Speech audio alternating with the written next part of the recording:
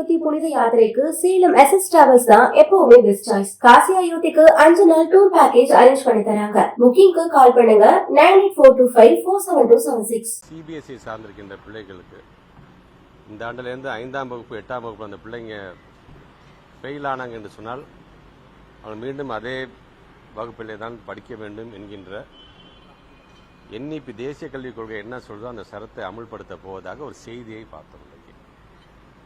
அந்த செய்தியின் காரணமாக எதுக்காக தான் தமிழ்நாடு முதலமைச்சர் தொடர்ந்து வலியுறுத்தி கொண்டு ஏன் தேசிய கல்விக் கொள்கையை நாங்கள் ஏற்றுக்கொள்ள மாட்டேங்கின்றோம், அதில் இருக்கின்ற கிளாஸஸ்லாம் என்னென்ன சொல்லுது என்பதை நாங்கள் தொடர்ந்து வலியுறுத்தி 2019 டிராஃப்ட் வெர்ஷனில் இருக்கும்போதே தமிழ்நாட்டு முதலமைச்சர் ஏற்றுக்கொள்ளாமல் சொன்ன பொழுதுதான் உங்களுக்கே தெரியும் கொரோனா காலத்தில் அவசரமாக இன்னைக்கு அதுக்கு ஒப்புதல் தரப்பட்டு இன்னைக்கு அதை படிப்படியாக நடைமுறைப்படுத்த வேண்டும் என்று அவர்கள் இன்னைக்கு துடித்துக் கொண்டிருக்கின்றார்கள். மீண்டும் நம்முடைய பத்திரிகை துறை ஊடகத்துறை சார்ந்த நண்பர்களுக்காக சொல்றேன், ஏதோ திமுக பிள்ளைங்களுக்காக இதை நாங்கள் பேசல. பாரதிய ஜனதாவை சார்ந்திருக்கின்ற பிள்ளைகளாக இருந்தாலும், அதிமுகவை சார்ந்திருக்கின்ற பிள்ளைகளாக இருந்தாலும், பொது உடைமை இயக்கத்தை சார்ந்திருக்கிற பிள்ளைகளாக இருந்தாலும், விடுதலை சிறுத்தைகள் கட்சியை சார்ந்திருக்கிற பிள்ளைகளாக இருந்தாலும், மறுமலர்ச்சி திராவிட முன்னேற்ற கழகத்தை சார்ந்திருக்கிற பிள்ளைகளாக இருந்தாலும் அந்த அனைத்து பிள்ளைகளுக்காகவும் தான் சேர்த்து நாங்கள் பேசுகின்றோம். ஒரு இயக்கத்திற்காக ஒரு கட்சிக்காக பேசவில்லை, ஒட்டுமொத்தமாக மாணவ சமுதாயத்திற்காக. இன்னைக்கு 5ஆம் வகுப்பு 8ஆம் வகுப்பு படிக்கக்கூடிய பிள்ளைகள் ஃபெயில் ஆயிட்டாங்க அப்படின்னா மீண்டும் 5ஆம் வகுப்பே படிக்கட்டும்.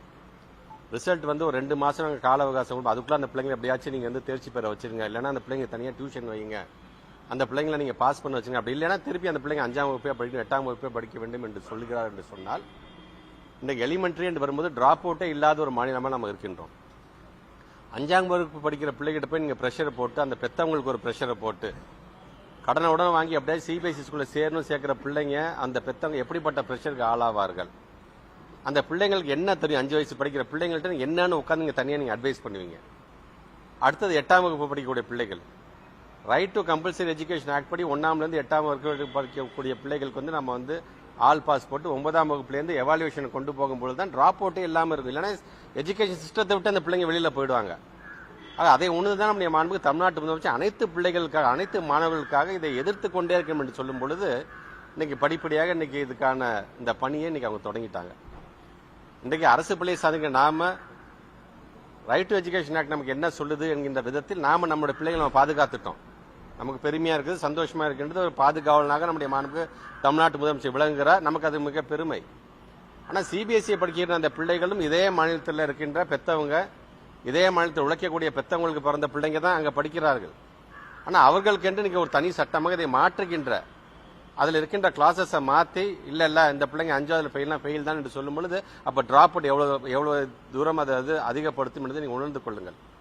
ஆக அந்த பிள்ளைங்க சொன்ன பெத்தவங்களுக்கு சொல்றேன் நான், தயவு செய்து பிள்ளைகளுடைய எதிர்காலத்தில் தேசிய கல்விக் கொள்கை விளையாடும் போது தயவுசெய்து எதிர்ப்பு குரல்னாச்சும் தெரிவிங்க. நீங்க இது எப்படிங்க ஏற்றுக்கொள்ள முடியும்? என் பிள்ளை 5ஆவதுல ஃபெயில் ஆயிடுச்சுன்னா அந்த பிள்ளையோட ஒரு வருஷத்துக்கு படிப்பு என்னாவும் எதிர்காலம் என்னாவும் தயவுசெய்து கேள்வி கேளுங்கள்.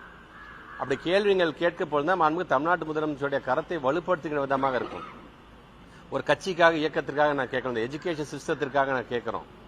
படிக்கக்கூடிய 1,29,00,000 பிள்ளைகள் நம்முடைய தமிழ்நாட்டிற்கு அவர்களாக சேர்த்து தான் நாங்கள் பேசுகின்றோம். ஒரு தமிழ்நாட்டுடைய முதலமைச்சர் பல்வேறு பணிகள் இருக்கிறது என்று சொல்லும்போது பதஷ்டப்பட்டு காலங்கத்தில் தொலைபேசியில் தொடர்பு கொண்டு பேச வேண்டிய அவசியம் என்ன?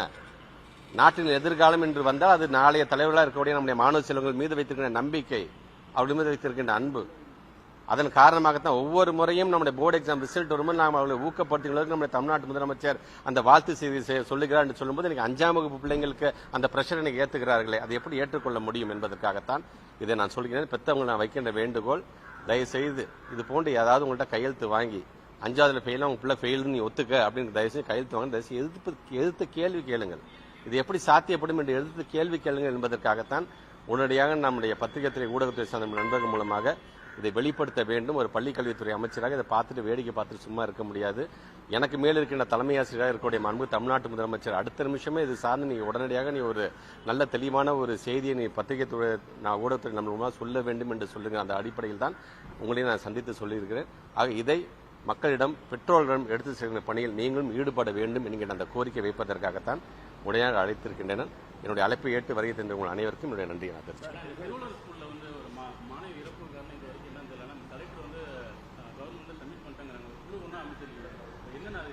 இல்லை, அது முழுமையாக அதுக்கான காரணம் வந்ததுக்கு பிறகு நான் சொல்றேன், அறக்குறையாக நாங்கள் சொல்லக்கூடாது. நாங்கள் இந்த கமிட்டி ரிப்போர்ட் வந்ததுக்கு முன்னாடி முழுமையாக உங்களுக்கு அது தெரிவிக்கப்பட்டிருக்கும். முக்கியமாக முதலாளிகள் குறித்த அந்த தொடர்ந்து நான் சொல்றேன், என்சிஆர்டி அண்ட் இந்த என்இபி அப்படிங்கிற பொழுது ஒரு ரொம்ப சாதாரண ஒன்னே ஒன்று சொல்றேன். ஒரு எஜுகேஷன் சிஸ்டம் சார்ந்த நல்ல அறிவுள்ள ஒரு அறிவு சார்ந்த ஒரு கருத்துக்களை சொல்லும்போது ஏதாச்சும் ஒரு கவர்மெண்ட் பஸ் அதை டினை பண்ணுமா?